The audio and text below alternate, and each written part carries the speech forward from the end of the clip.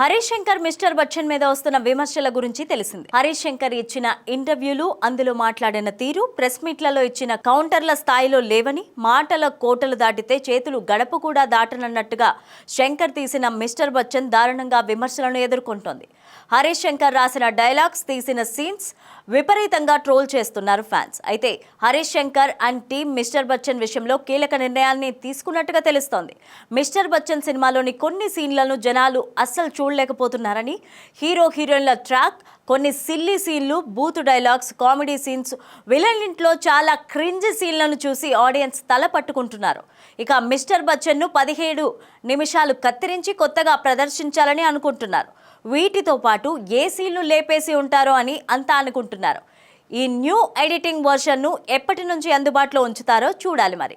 ఇక మొత్తానికి తన సినిమాలో కొన్ని తప్పులైతే ఉన్నాయని, ఈ నిర్ణయంతో ఒప్పేసుకున్నట్టే అవుతుంది.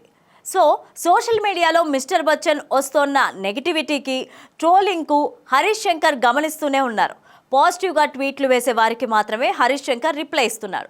తిడుతూ వేస్తున్న ట్వీట్ల గురించి అయితే హరీష్ శంకర్ పట్టించుకోవట్లేదని తెలుస్తోంది.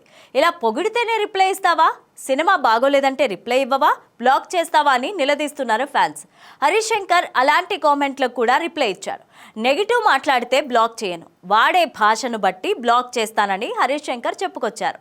అయితే హరీష్ శంకర్కు కొందరు కావాలనే బక్రా చేస్తున్నారు. రిప్లై ఇస్తాడు కదా అని మిస్టర్ బచ్చన్ మీద పాజిటివ్గా కామెంట్లు చేస్తున్నారు.